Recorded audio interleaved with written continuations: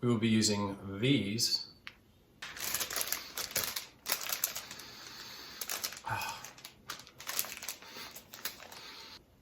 as the base for our enchilada sauce.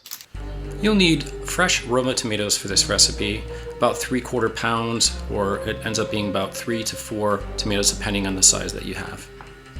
Then measure out about 3/4 of a pound or 3 to 4 tomatillos. Take your tomatillos, peel the wrapper off, and de-stem them. Now, when you get the wrapper off, you'll notice there's a little bit of a sticky film on the outside of the tomatillo. Don't worry about that, that's normal. You just wash that off and you'll be good to go. Now take your Roma tomatoes and slice them in half lengthwise so that you have 2 equal halves. De-shell your garlic and clean up the mess. These are negro or black chili peppers. You're gonna wanna cut the stem off. And then we don't want the seeds, so we're gonna pour those out. Yeah, do what he just said. Yeah, pour out the seeds. You'll find that they don't all come out, so grab a pair of scissors, kitchen shears, and cut lengthwise down the entirety of the chili, and then you can scrape and pour out all the remaining seeds. Don't worry about getting them all out, just get out as many as you can. Now take your white onion, cut it in half, take that half and cut it in half to make a quarter. Take the peel off of the quarter onion and you're good to go. Now your dried chilies have been de-seeded and de-stemmed, and you can place them into a pot like this, right at the bottom. Now chuck your garlic in like that, and now you can take your onion and place it in. I've taken the onion and kind of peeled it apart so there's more surface area. Now place your tomatillos at the bottom of the pot on top of the rest of the vegetables and the chilies. Then we're going to take and fill the pot with water just to the top of the tomatillos. This is so we can take the Roma tomatoes and place them on top of the tomatillos, and then they can steam on top of the rest of the vegetables that will be submerged in the water. Now you can see I used a pot that might have been a little too big, and that's okay. If I used a smaller pot, it would just be easier to balance the tomatoes.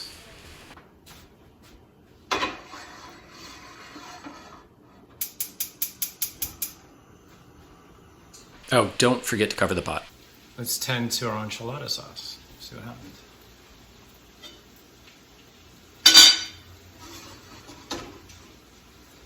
Alright, so you see there, everything looks pretty good. Tomatillos, nice and broken down. Our tomatoes are nice and mushy. So, I poured everything into the blender, but we are going to pour off the majority of this water. We don't want it. We're going to really just mix together the vegetables and the onion. So as you see, for the most part, just the vegetables, maybe a little bit of liquid in there, nothing too crazy. I'm really not sure what I should say here other than, yeah, this is stuff blending.